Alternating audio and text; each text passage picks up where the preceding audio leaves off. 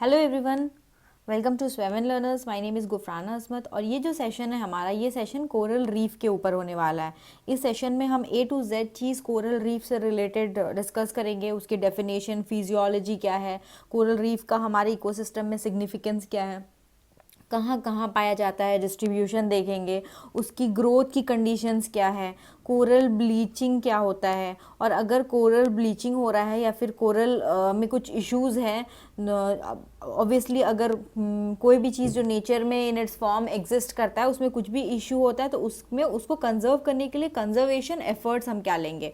तो जो आपका फर्स्ट 4 टॉपिक है ना, definition, physiology, significance and distribution, ये मेनली आपका प्रीलिम्स या फिर ऑब्जेक्टिव टाइप क्वेश्चंस यहाँ से पूछे जाएंगे। लेकिन देखो, उसका कंडीशन, कंजर्वेशन, कोरल ब्लीचिंग, ये थोड़ा मेन स्पेसिफिक टाइप का है। ठीक है, तो देखो, आपने सुना होगा coral reef. Okay, coral reef, सबसे पहले ये क्या है, कोरल कहाँ पाया जाता है? मराइन। मराइन मतलब पानी में पाया जाता है, तो ये मराइन इकोसिस्टम से बिलोंग करता है, सबसे पहला चीज।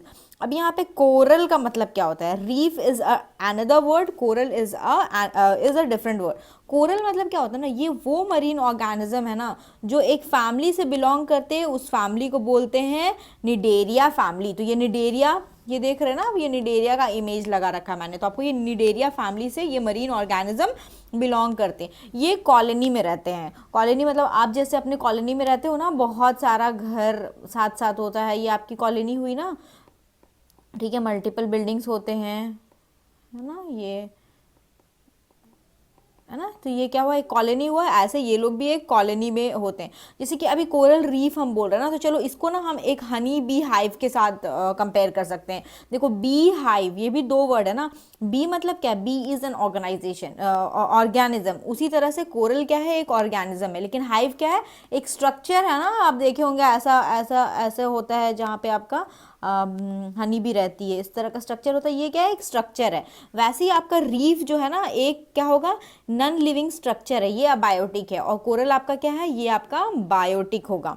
ठीक है, उसके बाद ये हेट्रोट्रॉप्स होते हैं। हेट्रोट्रॉप्स नहीं, और ये ऑटोट्रॉप्स नहीं होते हैं। मतलब ये ऑटोट्रॉप्स तो वो ऑर्गेनिज्म होते हैं ना which can produce its own food. Heterotrophs, autotrophs, ये आपने पढ़ा होगा अगर if you are aware about this thing. Heterotrophs, तो कोरल रीफ, कोरल्स आपके क्या है? हेट्रोट्रॉप्स। तो हम क्या बोलेंगे? कोरल रीफ को हम हेट्रोट्रॉप्स बोलेंगे क्या? नो, रीफ क्या है? आपका स्ट्रक्चर है। कोरल आपका एक बायोटिक ऑर्गेनिज्म है। ठीक है, और ये हेट्रोट्रॉप्स है। मतलब ये organism, this organism eat other plants और animals for energy and nutrients. ये अपना खुद का प्रोड्यूस नहीं करता है।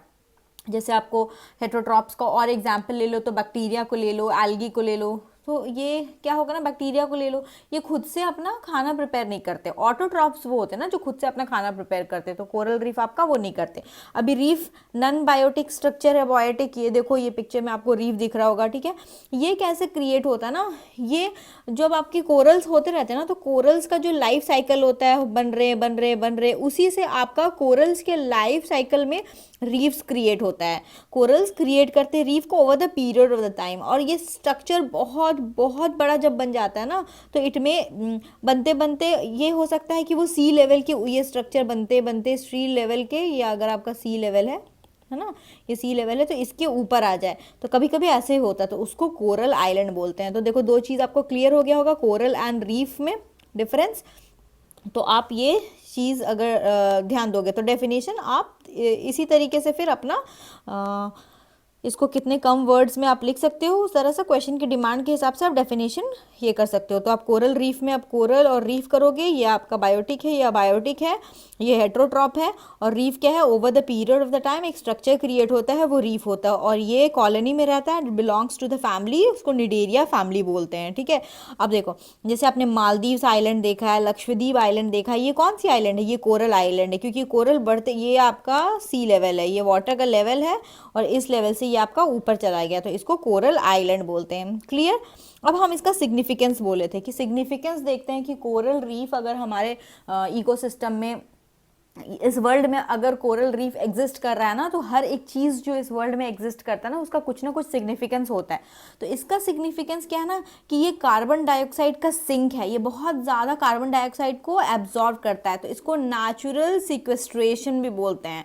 तो अगर कार्बन डाइऑक्साइड को एब्जॉर्ब कर रहा है, तो देखो कितना कहाँ कहाँ से हमारा कार्बन डाइऑक्साइड रिलीज हो रहा है, कहीं तो ऑब्जॉर्ब होना चाहिए ना, तो ये बहुत अच्छा सिंक है कार्बन डाइऑक्साइड का, ठीक है। और जैसे कि ये जो है ना ओशन का जो बायोडाइवर्सिटी है ना, ओशन के बायोडाइवर्सिटी में ये सबसे हाईएस्ट बायोडाइवर्सिटी है। जैसे अगर आप लैंड में पढ़ते होंगे तो आप इक्वेटोरियल फॉरेस्ट के बारे में पढ़ते हैं, ठीक है। ये अगर आपका अर्थ है तो इक्वेटर के आसपास वाला जो आपका फॉरेस्ट हुआ इक्वेटोरियल फॉरेस्ट, वो बहुत ज़्यादा ग्रीन रहता है ना, एवरग्रीन फॉरेस्ट होते हैं यहाँ पे, तो वो हमारा हाईएस्ट बायोडाइवर्सिटी लैंड में। वैसे कोरल रीफ जो है हाईएस्ट बायोडाइवर्सिटी ओशन में, इसलिए इसको rain forest of the forest बोलते हैं, ठीक है। तो ये वर्ड ध्यान रखेंगे, ठीक है।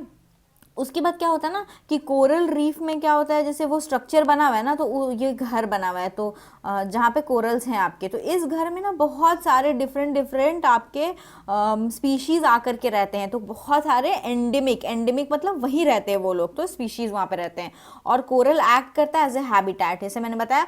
और बहुत स्पीशीज़ जो है ना, देखो आपने अगर न्यूज़पेपर पढ़ते होगे तो आप कोरल स्नेक का नाम सुनते होंगे, कोरल फिश का नाम सुनते होंगे। तो ये नेम से इनको कहाँ से मिली है, ये नेम इनको क्योंकि उनका हैबिटेट कोरल है ना, इसीलिए वो कोरल रीफ में रहते हैं, इसलिए उनका नाम कोरल पड़ गया है। तो देखो एक ये सिग्निफिकेंस है कि घर प्रोवाइड कर रहे हैं, ठीक है। फिर ना कोरल ना बहुत सोर्स ऑफ मिनरल्स है यहाँ पे, जो जैसे कि आपका जो कोरल है वो वाटर के अंदर में, ये स्ट्रक्चर कितने सालों से पानी के अंदर है, लेकिन फिर भी पानी में इसकी रस्टिंग नहीं हो रही है। तो इसी चीज़ को एक्सपेरिमेंट कर सकते हैं ना साइंटिस्ट अबव द लैंड ला करके, कि पानी का तो कोई इम्पैक्ट ही नहीं हो रहा है। तो लोग वही क्या करते हैं, इसको निकालते हैं, इससे कैल्शियम, जेमस्टोन। फिर आप कुछ फिंगर रिंग्स देखते होंगे जहाँ पे बोलते हैं कि कोरल स्टोन पहना हुआ है, तो वो स्टोन, ठीक है, और ये सारी होती है। और इन ये जो आपकी कोरल्स की बॉडी होती है ना, वो सिक्रीट करती है कुछ मिनरल्स को, ठीक है, कुछ मिनरल्स को सिक्रीट करती है। वही मिनरल्स जो आपका कोरल्स के ऊपर परत बना लेता है, तो वो जो परत होता है ना, वो बहुत यूजफुल होता है कीमोथेरेपिक ड्रग्स के लिए। कीमोथेरेपिक ड्रग्स अगर मैं आपको बताऊँ तो कैंसर ट्रीटमेंट वाले ड्रग्स के लिए। फार्मा इंडस्ट्रीज है ना, फार्मा इंडस्ट्रीज के लिए इंपॉर्टेंट हो गई। फिर देखो सुंदर दिखता है ना, बहुत सुंदर दिखता है, तो वहाँ पे लोग घूमने के लिए आएंगे, तो वहाँ पे टूरिज़्म आपका इम्प्रूव होगा। टूरिज़्म इम्प्रूव होगा आपका, तो फिर वहाँ की इकोनॉमी सस्टेन करेगी, है ना। फिर वहाँ पे लोग, पॉपुलेशन वहाँ पे थोड़ा बढ़ेगा, लोग वहाँ पे रहने लगेंगे, ठीक है। और कोरल पानी को फिल्टर भी करता है, क्लीन भी करता है, और ये ह्यूमन सेटलमेंट के लिए इम्पॉर्टेंट है ना, ह्यूमन सेटलमेंट, क्योंकि अगर वहाँ पे कुछ इकोनॉमिक सिग्निफिकेंस होगा तभी ना लोग वहाँ पर रहेंगे, तो ये आपका टूरिज़्म की वजह से सेटलमेंट होता है, ठीक है। फिर कोरल कंट्रीब्यूट करता है 4% of the area and 25% of the biodiversity. सोचो बस 4% ऑफ द एरिया लिया हुआ है इसने हमारे पूरे वर्ल्ड में, लेकिन 25% बायोडाइवर्सिटी का कंट्रीब्यूशन। तो ये वाले फैक्ट तो आप याद रखोगे अपने आंसर में ड्रॉप करने के लिए। तो देखो इतना सारा सिग्निफिकेंस है, रफली ये सिग्निफिकेंस ध्यान होगा आपको तो आप इजीली लिख पाओगे, ठीक है। चलो अब हम थोड़ा फिजियोलॉजी देखते हैं, कोरल का फिजियोलॉजी क्या है। तो ये अगर जब आप ओशन देख रहे हो ना, ये आपकी ओशन है, तो देखो ये जो एकदम अंदर वाला पार्ट है ना, इसको डीप वाटर बोलते हैं, और ऊपर वाला को शैलो वाटर बोलते हैं, उथला हुआ पानी बोलते हैं ना। मतलब देखो यहाँ तक सनलाइट उतनी पेनिट्रेट नहीं कर पाएगी, बट यहाँ पर कर पाती है, ठीक है। तो कोरल क्या है, मैंने बताया था, ये कोरल आपका हेट्रोट्रॉप्स है। Coral are not autotrophs, heterotrophs animal species है, ठीक है। ये दो शैलो वाटर कोरल्स होता है, डीप वाटर कोरल्स होता है, ठीक है। शैलो वाटर वहीं पे जहाँ पे सनलाइट का पेनिट्रेशन हो रहा है, ये 200 मीटर वाली दूरी में। लेकिन डीप वाटर मतलब ओशन फ्लोर वाली, जहाँ पे इट डू नॉट हैव, ठीक है, डीप बहुत अंदर वाला, ये वाला जो आपका लोकेशन हो गया, ये वाला डीप वाटर, ठीक है। तो अब देखो corals are heterotrophs, can not produce its own food. तो आप इसको खाना तो चाहिए ना सर्वाइव करने के लिए, तो ये उस चीज़ के लिए डिपेंडेंट रहती है, किसके ऊपर, it is dependent on algae. Algae के साथ डिपेंडेंट रहती है, एल्गे इसको फूड प्रोड्यूस करके देती है, और ये एल्गे को हैबिटेट देती है, रहने का जगह देती है। तो ये एक सिम्बायोटिक रिलेशनशिप डेवलप हुआ है यहाँ पे, इसको सेलुलर सिम्बायोसिस भी बोलते हैं, ठीक है। तो ये चीज़ आप एक ध्यान देंगे। हाँ इतना क्लियर हुआ, हाँ ठीक है। अब सिम्बायोटिक रिलेशनशिप हुआ। अब देखो ये मैंने थोड़ा बनाया हुआ है, ये आपका यहाँ पे डीप वाटर कोरल्स हो गया, तो ये थोड़ा थोड़ा डायग्राम सब ऐसे ध्यान देंगे, ठीक है। अब देखो कोरल का स्ट्रक्चर कैसे बनता है, ये कोरल है, इसने कुछ कुछ सिक्रीट किया तो फिर एक हार्ड लेयर बन गया, ठीक है। फिर इस हार्ड लेयर के ऊपर फिर यहाँ पे कोरल्स आए, सिक्रीट, फिर एक हार्ड लेयर बन गया। तो देख रहे हो ऐसे बनते बनते बनते बनते बनते बनते एक रीफ बन जाता है। एक लेयर पे आया कोरल्स, फिर कुछ सिक्रीशन किया, ठीक है, एक हार्ड लेयर बन गया। इस हार्ड लेयर को ना पॉलिप बोलते हैं। Polyp is the hard structure. Coral बहुत हार्ड होता है ना, हार्ड स्ट्रक्चर, ठीक है। अब ये एक सिम्बायोटिक रिलेशनशिप आप ध्यान देंगे, और ये कि ये दोनों एक दूसरे पे म्यूचुअली डिपेंडेंट है। कौन? एल्गे एंड आपका कोरल्स। क्यों? क्योंकि कोरल्स अपना फूड नहीं बना सकते, तो फूड के लिए उनको एल्गे हेल्प करता है, और एल्गे को हैबिटेट, एक रेसिडेंस का प्लेस मिल रहा है। तो सेलुलर सिम्बायोसिस या फिर सिम्बायोटिक रिलेशनशिप, ठीक है। अब देखो reef is accumulation of skeletal remains of the coral, है ना। रीफ में ही स्केलेटल रिमेन्स कोरल का हो रहा है, ठीक है। वन आफ्टर अनदर जनरेशन, बनते बनते ये बहुत बड़ा सा स्ट्रक्चर होता है, ठीक है। ये जो है एबव सी लेवल सर्वाइव नहीं कर सकता। क्यों? क्योंकि मैंने बोला है आपको corals are what? Marine organism. देखो मोमेंट ऑफ ट्रुथ फ्रेंड्स, ऐसे कनेक्ट करो चीज़ों को। ये क्या है? आपका मरीन ऑर्गेनिज्म है, ठीक है। अब देखो ये वाला डायग्राम देखो, ये आपका ओशन है, ये आपका रीफ यहाँ पे बना है, ठीक है। ये आपका रीफ बना है, ये आपका ओरिजिनल सी लेवल है, ओरिजिनल सी लेवल है। उसके बाद यहाँ पे आपका क्या हो गया? फॉल हो गया सी लेवल में। तो फॉल हुआ सी लेवल में, तब जाकर के आपका कोरल आइलैंड बना। ऐसा नहीं था कभी भी कि ये सी लेवल था और यहाँ पे जाकर के आपका कोरल का फॉर्मेशन हुआ, ऐसे कभी नहीं होता है। कोरल कभी भी सी लेवल के ऊपर बन ही नहीं सकता है, क्योंकि वो मरीन ऑर्गेनिज्म है, water is required for them. तो ये क्या होता है, ये ऑलरेडी ढांचा बन गया होता है, ये ऑलरेडी ये बन गया है, ठीक है। ये आपका वाटर लेवल ओरिजिनल है, ठीक है, बन गया है। ये यहाँ पे बनते बनते बनते बनते कुछ टाइम में क्या हुआ? वाटर लेवल ड्रॉप हो गया, और प्रीवियस वाला वाटर लेवल जो है वो ड्रॉप हो गया। तो रिमूव दिस वन। तो देखो यहाँ से आपका कोरल आइलैंड बना, दिस इज कोरल आइलैंड। तो ये रीजन होता है कोरल आइलैंड के फॉर्मेशन के लिए। Fall in the sea level has led to the formation of coral island. तो ये वाला स्टेटमेंट आप ध्यान दोगे, ठीक है। अब देखो कुछ इम्पैक्ट कोरल का क्या क्या इम्पैक्ट रहा है। तो क्लाइमेट चेंज ना बहुत सिग्निफिकेंट इम्पैक्ट दिया है स्ट्रक्चर ऑफ द रीफ में, ठीक है। जितने भी most of the coral island है वो इमर्ज क्यों हुए? Due to the decline of the sea level during the period of glaciation या फिर आइस एज। जो आइस एज का टाइम था ना, उसी वक्त आपका क्या हुआ? Most of the coral islands emerged उस टाइम में आपका। लेकिन अभी प्रेजेंट फेज में क्या हो रहा है? ग्लोबल वार्मिंग हो रहा है। ग्लोबल वार्मिंग होगा तो क्या होगा? वाटर लेवल राइज करेगा। वाटर लेवल राइज करेगा तो क्या होगा आपका? वो आइलैंड सबमर्ज्ड होने की प्रॉब्लम आ सकती है। तो ये एक इशू हुआ ना, तो ये प्रेजेंट फेज में ये इशू चल रहा है। ग्लोबल वार्मिंग के वजह से डी ग्लेशिएशन होगा, जिससे अगेन राइज होगा वाटर सी लेवल का। तो कोरल आइलैंड आपका सबमर्ज हो सकता है। अब सबमर्ज होगा तो आप सोचो वहाँ पे मालदीव्स एंड ऑल लोकेशन जो आप सोचो कि वहाँ पे ऑलरेडी जो है ह्यूमन पॉपुलेशन रहती है वहाँ पे ऑलरेडी, तो वो लोगों को इम्पैक्ट होगा, ठीक है, क्योंकि वो लोग इमीडिएट थ्रेट में हैं of submergence due to climate change, ठीक है।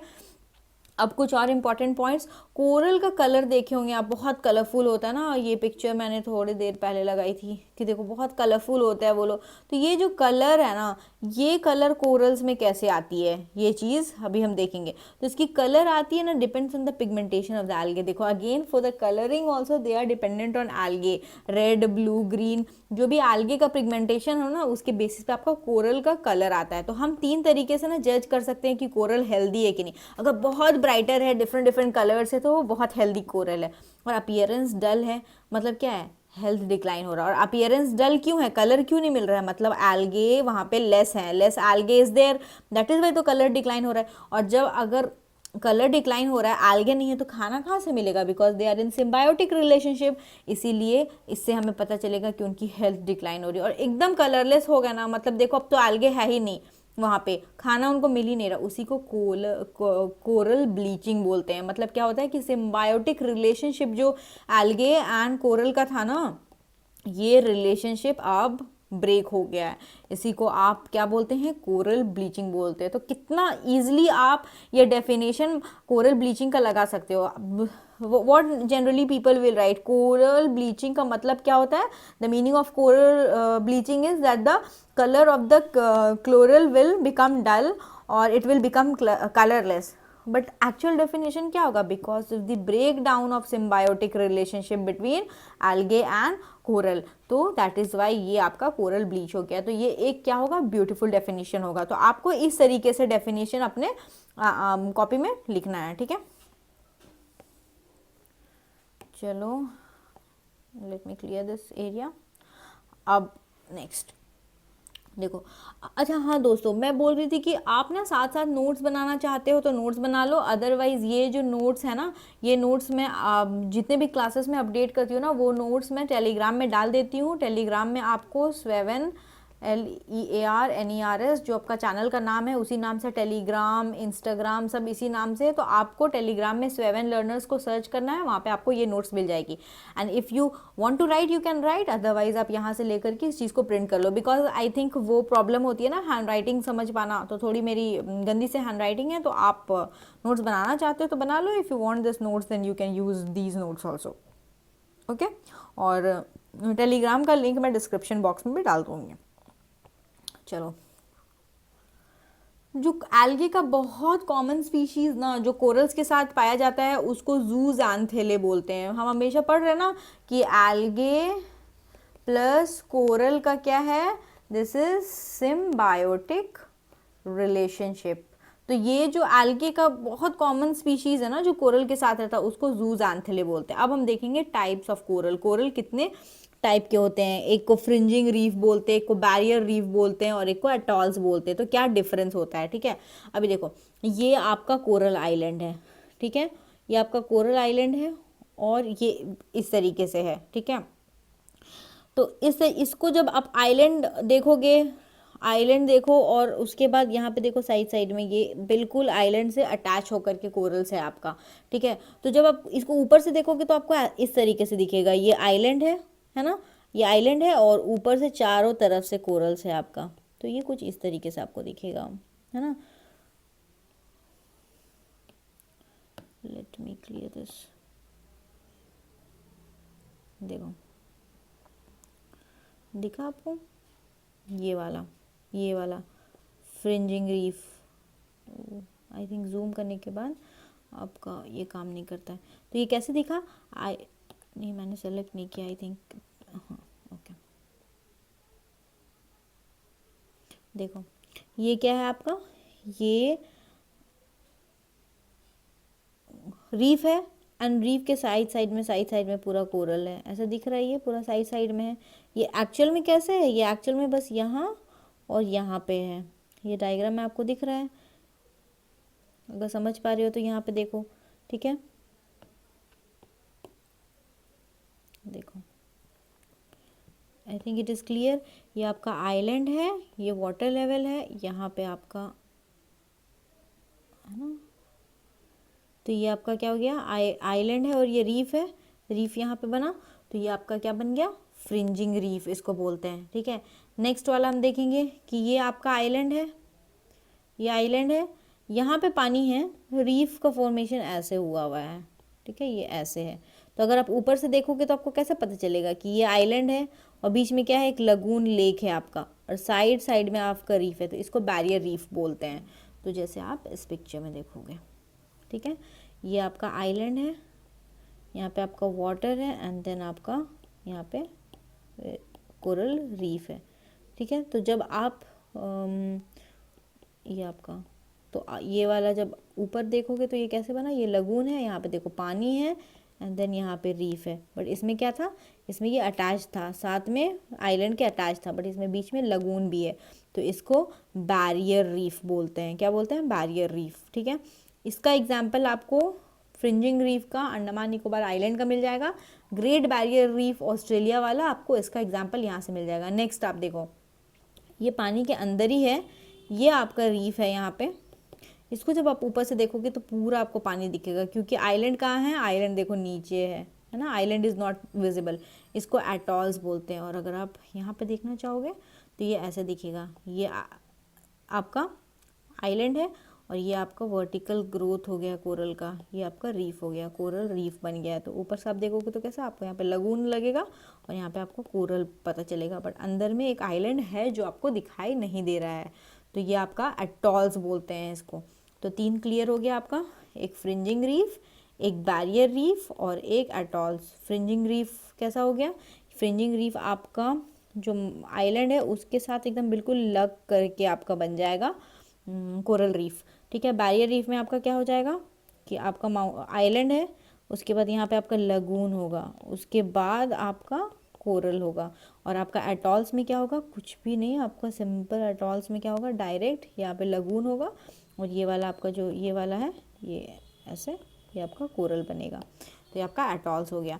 अब इसका कोरल का ना डिस्ट्रीब्यूशन वर्ल्ड में कहाँ कहाँ है हम ये देखेंगे। तो ये मैंने वर्ल्ड मैप बना करके रखा हुआ है यहाँ पे, आपको बिल्कुल देखो वर्ल्ड की मैप बनाना आना चाहिए आपको, कुछ सेकंड्स में आप बना पाओ ऐसे, और जो भी साइज़ का रिक्वायरमेंट है उस हिसाब से बना लो, ऐसे करके आपको प्रैक्टिस कर लेना है, ठीक है, ताकि ये एग्ज़ाम में आप इस चीज़ को ईज़िली बना पाओ। देखो ज़्यादा डिफ़िकल्ट नहीं होता है इसको बनाना, आप ईज़िली अगर समझ जाओगे तो बना सकते हो ईज़िली। तो थोड़ा सा प्रैक्टिस करोगे तो देखो बन गया ना ईज़िली हमारा। और यहाँ पे हम क्या बना देंगे, ऑस्ट्रेलिया बना देंगे, और ये हमारा इंडिया हो गया, और ये हमारा अरेबियन पेनिनसुला हो गया, ये हमारा साउथ अफ्रीका हो गया। ये 2 पार्ट में डिवाइडेड है, नॉर्थ अमेरिका, साउथ अमेरिका। तो ऐसे शॉर्टकट में आपको बनाना आना चाहिए।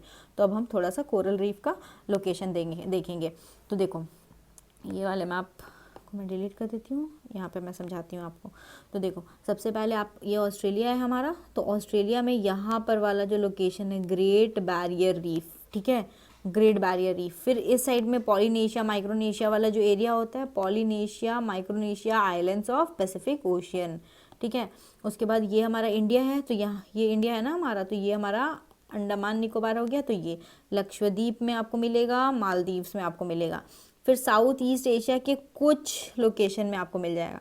अभी देखो मेडागास्कर जो आपका यहाँ पे अफ्रीका के पास, और फॉकलैंड आइलैंड के पास आपको मिलेगा, फॉकलैंड करंट पड़ा होगा ना फॉकलैंड, और यहाँ पे थोड़ा सा आपको करेबियन आइलैंड में मिलेगा।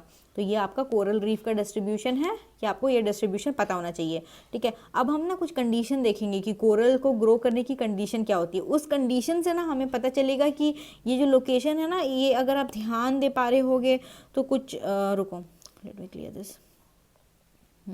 अगर आप ध्यान दे पा रहे होंगे तो कोरल का लोकेशन देखो ईस्टर्न साइड में या वेस्टर्न साइड में है। मैक्सिमम ऑफ द जगह पे आप देखोगे ना कि कोरल जो है वो कॉन्टिनेंट के, ये कॉन्टिनेंट है ना, ये कॉन्टिनेंट के ईस्टर्न साइड में है, वेस्टर्न साइड में नहीं दिखेगा। देखो ईस्टर्न साइड में, ईस्टर्न साइड में है, ईस्टर्न साइड में है, ठीक है। तो कुछ कंडीशंस होते हैं कोरल के ग्रोथ के लिए, तो ये कंडीशन अभी हम देखेंगे, ठीक है। देखो कोरल ना बहुत सेंसिटिव मराइन इकोसिस्टम होते हैं, इनकी ग्रोथ बहुत मल्टीपल कंडीशंस पे डिपेंड करती है। तो सबसे पहला जो कंडीशन है वो हम टेम्परेचर का देखेंगे, ठीक है। कोरल के ग्रोथ के लिए टेम्परेचर आपका कितना चाहिए, अप्रॉक्सीमेटली 20 डिग्री सेल्सियस के आसपास चाहिए, ठीक है। ना बहुत ज़्यादा कोल्ड ना बहुत ज़्यादा हॉट नहीं चाहिए, एक मतलब एक मीडियम सा वार्म सा टेम्परेचर चाहिए। हॉट एंड कोल्ड क्या होता है इनके लिए, हार्मफुल होता है, ठीक है। अब देखो इसीलिए अगर देखो हॉट एंड कोल्ड हार्मफुल होता है तो क्या ये टेम्परेट और पोलर रीजन में मिलेगा, नहीं। इसलिए कोरल आपके जनरली यहाँ पे बहुत कम मिलते हैं। देखो मिल रहे हैं क्या यहाँ पे आपका टेम्परेट एंड पोलर रीजन, ये वाला हो गया ना, फिर इधर वाला आपका पोलर रीजन हो गया, यहाँ पे तो नहीं मिल रहे हैं। देखो ये आपका कैसे टाइप का लोकेशन में मिल रहा है, आपका इक्वेटर एंड उससे थोड़ा आसपास वाले रीजन में मिल रहा है आपका, ठीक है। फिर not found on western margin, क्योंकि अगर आपने ज्योग्राफी पढ़ा है, तो ज्योग्राफी में आपको पता होगा कि मेजर जो कोल्ड करंट्स है ना आपके वेस्टर्न मार्जिन में फ्लो करते हैं। तो cold water is not good for corals, मैंने आपको बताया है, उसको 20 डिग्री के आसपास की टेम्परेचर चाहिए होती है। इसीलिए आपका एक कंडीशन आपको समझ में आ गया होगा, ठीक है। देखो जैसे कि यहाँ पे है नहीं है, यहाँ पे है नहीं है, बट देखो ये सारे लोकेशन में देखो कितना क्यूट सा प्यारा सा मैप है ना। अब बिल्कुल ऐसा मैप आपको एग्जाम में बनाना है, और फिर आप वहाँ पे लिखोगे ये ग्रेट बैरियर रीफ है, ये कौन सा है, पॉलिनेशिया एंड माइक्रोनेशिया आइलैंड्स हो गया आपका पैसिफिक का, ये आपका अंडमान हो गया आपका, ये आपका लक्षद्वीप, ये आपका मालदीव्स, ये आपका साउथ ईस्ट एशिया का कुछ islands, Madagascar, Caribbean and this is Falkland. तो ऐसे आपको ये चीज़ क्लियर होनी चाहिए। इतना क्लियर हुआ कंडीशन के लिए। अब सैलिनिटी पे डिपेंड करती है। बहुत ज़्यादा सलाइन ना is not good for coral, बहुत ज़्यादा saline is not good for coral because because थोड़ा सा सैलिनिटी इनको चाहिए होता है, ठीक है। सो थोड़ा सा सैलिनिटी चाहिए होता है, कितना 30 पार्ट्स पर थाउजेंड्स में चाहिए होता है। 30 पार्ट्स पर थाउजेंड मतलब 1000 में आपको 30 पार्ट्स चाहिए होता है इनको सैलिनिटी। कोरल्स ना फ्रेश वाटर में ग्रो नहीं कर सकती है, क्योंकि देखो 30 पार्ट्स चाहिए ना उनको, तो फ्रेश वाटर में ग्रो नहीं कर सकती है वो। इसलिए ये कभी भी आपको रिवर्स में नहीं मिलेगी, क्योंकि रिवर्स फ्रेश वाटर है। इनलैंड वाटर बॉडीज़ में नहीं मिलेगी, माउथ ऑफ द रिवर में भी नहीं मिलेगी, क्योंकि यहाँ पे क्या है आपका, ये सारे फ्रेश वाटर के सोर्स में। तो देखो आपका प्रीलिम्स का क्वेश्चंस बन सकता है यहाँ पे, तो ये सारे फैक्टर्स आप ध्यान दोगे, ठीक है। और इसकी सैलिनिटी भी ना स्टेबल होनी चाहिए, ये नहीं कि बहुत फ्लक्चुएट कर रहा है, ऊपर जा रहा है या फिर नीचे जा रहा है, ठीक है।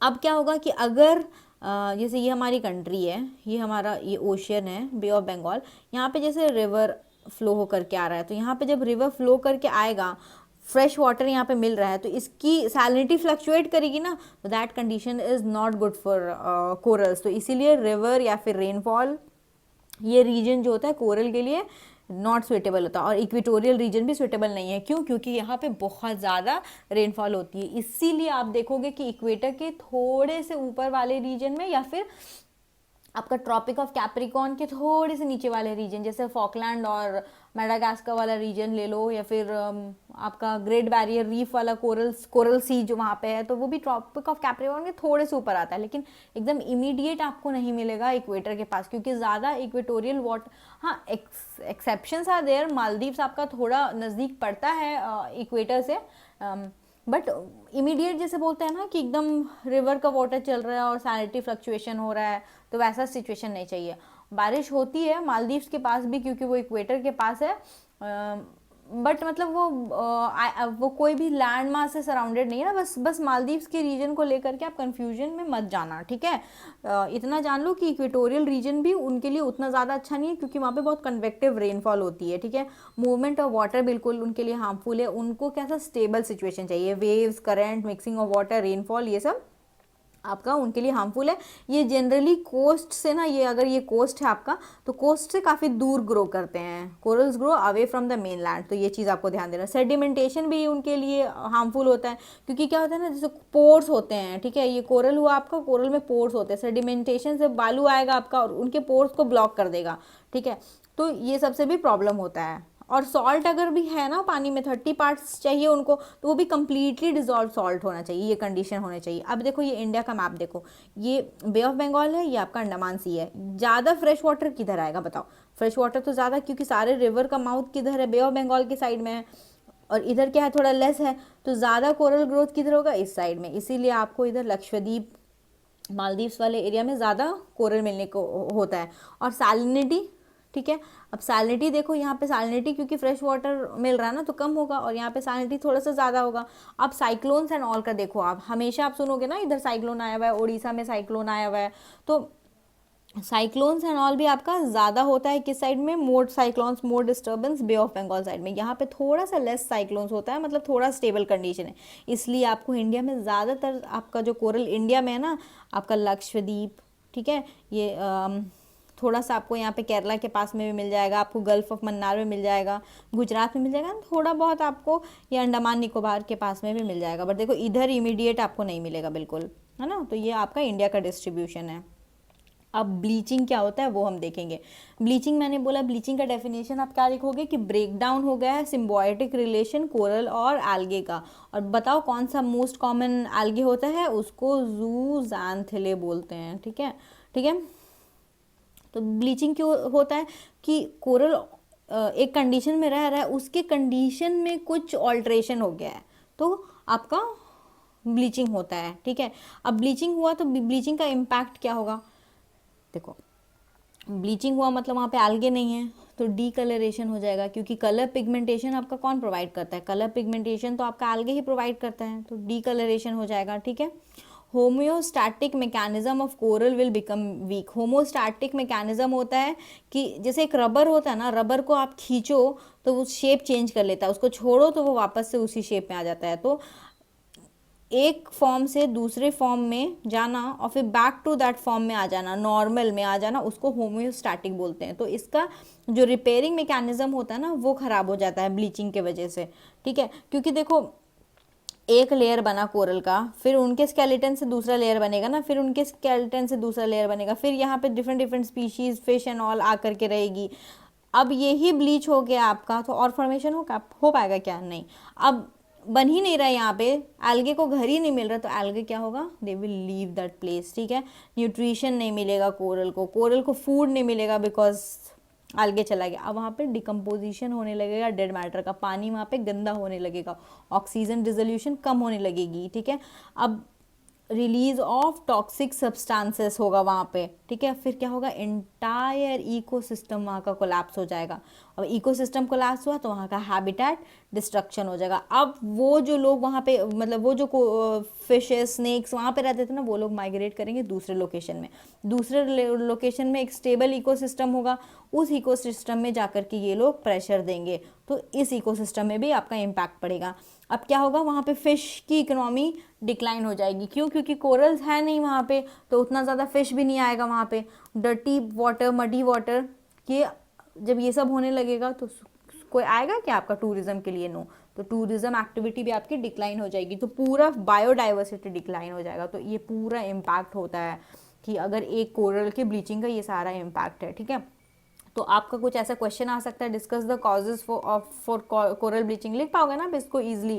देखो ऑस्ट्रेलिया का जो ग्रेट बैरियर रीफ है ना, 30% ऑफ द ऑस्ट्रेलिया का जो कोरल है ना, वो आपका वहाँ पे बैन हो गया है कि वहाँ पे लोग नहीं आ सकते। वहाँ पे ह्यूज अमाउंट ऑफ मनी को डाला जा रहा है उनको कंजर्वेशन के लिए, कोरल कल्चर किए जा रहे हैं, लेबोरेटरी में उस चीज़ को डेवलप किया जा रहा है, या फिर अंडर वाटर कैसे करेंगे, जैसे हमारे गुजरात में भी ये प्रोग्राम स्टार्ट हुआ है।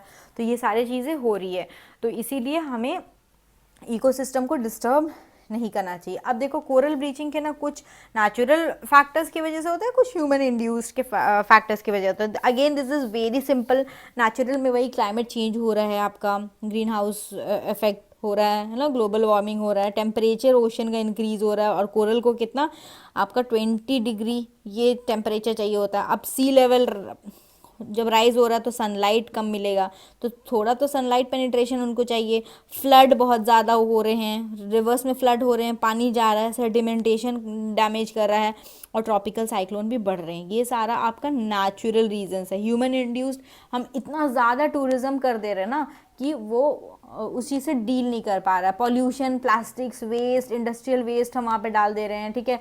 एग्रीकल्चर, अगर वहाँ पे कोस्टल एग्रीकल्चर, मतलब अगर उस जगह से रिलेट पास में ही कोई एग्रीकल्चर है तो उसकी पानी वहाँ पे जा रही है, बहुत ज़्यादा फर्टिलाइजर यूज़ हो रहा है, तो ये सारा भी कोरल को इम्पैक्ट हो रहा है। अभी ओवर फिशिंग भी, ओवर फिशिंग मतलब डायरेक्ट फिशिंग नहीं, फिशिंग के लिए जैसे नेट्स, ट्रॉलीज ये यूज़ कर रहे हैं ना, तो ऊपर से फेंकते हैं नेट को, ऊपर से नेट को फेंकते हैं एंड उस नेट को खींच करके ले जाती है शिप। अगर ये शिप है तो ये शिप नेट को खींच करके ले जा रही है, तो ये क्या होता है, कभी कभी फंस जाता है यहाँ पे, तो फंसता है तो फिर ऑयल स्पिल्स आजकल का मेजर प्रॉब्लम रहा है कि ओशन में पानी, ओशन में आपका ऑयल गिर जा रहा है, ठीक है। दो वेसल है, मतलब शिप है ना, दो है, ये आपस में टकरा गई तो यहाँ पे आपका इम्बैलेंस हो जाएगा, ठीक है। उसके बाद क्या होता है, इंडस्ट्री में क्या होता है ना, सी वाटर को एज अ कूलेंट यूज़ करते हैं, कूलेंट यूज़ किए एंड वाटर को वापस से सी में डाल दिए, तो क्या हुआ, वो पानी बहुत हीट को एब्जॉर्ब कर दिया ना, तो अगेन वो टेम्परेचर को राइज कर देगा। तो ये सारा कुछ ह्यूमन इंड्यूस्ड है। तो ये आपको समझ में आया होगा, कोरल ब्लीचिंग का आपका दो फैक्टर्स, ह्यूमन और नेचुरल फैक्टर्स। क्वेश्चन जैसे है, discuss global efforts for conservation of corals. तो अब मैंने आपको कोरल का सारा प्रॉब्लम्स बता दिया कि कैसे क्या सिचुएशन चाहिए उनको स्टेबल रहने के लिए, और क्या सिचुएशन है जिसकी वजह से उन लोगों को प्रॉब्लम होता है। Okay, let me drink water. Okay, तो अब हम देखेंगे कि क्या ग्लोबल एफर्ट्स चल रहा है जिससे हम कोरल्स को कंजर्व कर सकते हैं, ठीक है। मैंने एग्जाम्पल दिया था 30% ग्रेट बैरियर रीफ ऑस्ट्रेलिया का जो है वो ब्लीच हो गया है, ठीक है। तो देखो कंजर्वेशन के लिए ना कुछ टारगेट्स रखे हुए हैं, ठीक है। कंजर्वेशन ऑफ बायोडाइवर्सिटी CBD के अंदर आपका एशी टारगेट बोलते हैं। इस टारगेट के अंदर आपका कोरल कंजर्वेशन का एक टारगेट है। फिर sustainable development number I think 14 not 15, ये लाइफ अंडर वाटर के बारे में बात करता है। तो सस्टेनेबल डेवलपमेंट गोल में ये टारगेट दिया हुआ है 14 में, तो कोरल का कंजर्वेशन का ये। फिर आपका नेशनल बायोडाइवर्सिटी एक्शन प्लान है हर एक कंट्री का, जिसमें कोरल होता है उसको NBAP बोलते हैं, नेशनल बायोडाइवर्सिटी एक्शन प्लान। तो देखो एशी टारगेट SDG में है, नेशनल बायोडाइवर्सिटी एक्शन प्लान हर कंट्री का जहाँ पे कोरल है ये, ठीक है। फिर जो एरिया होता है ना कोरल का, उसको मरीन प्रोटेक्टेड एरियाज डिक्लेयर करते हैं, मतलब इन एरियाज में थोड़ा ज़्यादा ध्यान दिया जाता है। फिर देखो ऑस्ट्रेलिया में कोरल कल्चर स्टार्ट हो गया, इनफैक्ट अब हमारे इंडिया में भी ये चीज़ स्टार्ट हो रहा है, इम्प्लांट करना कोरल के लिए। फिर आपका यूनाइटेड नेशन का जो क्लाइमेट चेंज कंजर्वेशन वाला है ना UNFCCC, उसमें भी कोरल कंजर्वेशन की बात हो रही है। तो ये सारा ग्लोबल एफर्ट्स लिया जा रहा है कोरल को कंजर्व करने के लिए। अब इंडिया के रिस्पेक्ट में हम क्या क्या कर रहे हैं, again marine protected areas declare किए हैं, जैसे आपका गल्फ ऑफ मन्नार हो गया, फिर आपका कच्छ गुजरात वाला एरिया हो गया, ये सब मरीन प्रोटेक्टेड एरिया। फिर हमारा CRZ का कॉन्सेप्ट आया है कोस्टल रेगुलेशन जोन, तो वो हेल्प कर रहा है हमारा। फिर इनक्वाइज जो हमारी है Indian national centre ocean information services की, मिनिस्ट्री ऑफ अर्थ साइंस के अंदर आती है, ये इंडियन ओशन को मॉनिटर करती है, क्या टेम्परेचर है, क्या है क्या नहीं है, तो जिससे अगेन हमारा कंजर्वेशन में हेल्पफुल रहेगा। फिर टूरिज्म को बहुत रेस्ट्रिक्ट कर दिया गया है कुछ उन एरिया में, लक्षद्वीप आइलैंड्स के जो बहुत सेंसिटिव आइलैंड्स हो चुके हैं, तो वैसे हमारा कंजर्वेशन का काम चल रहा है। तो दोस्तों ये पूरा कोरल मैंने टाइप A to Z आपको जितना topics I told you in the beginning I have covered. I hope so चीज़ें आपके लिए बिल्कुल क्लियर है। तो आप वापस से अगर कुछ इशू है तो वापस से वीडियो को देखो और रिवाइज करो और मेक श्योर चीज़ें आपको क्लियर हो जाए। तो मैंने आपको डेफिनेशन बता दिया, फिजियोलॉजी बता दिया, कोरल का सिग्निफिकेंस क्या है हमारा बायोडाइवर्सिटी में, किधर डिस्ट्रीब्यूशन है, उनके कंडीशन ग्रोथ के क्या हैं, कोरल ब्लीचिंग क्या होता है, एंड कंजर्वेशन का एफर्ट इंडिया और प्लस वर्ल्ड में, ये भी मैंने आपको बता दिया है। तो चलो दोस्तों, thank you, have a good day. Please like करो, शेयर करो, सब्सक्राइब करो चैनल को, so that it would help us also. बहुत मेहनत करके हम ये वीडियोज़ शूट करते हैं आपके लिए, तो आप भी हमें थोड़ा सपोर्ट करो, ठीक है। लाइक शेयर एंड सब्सक्राइब कर दो। Thank you friends, have a good day, bye bye.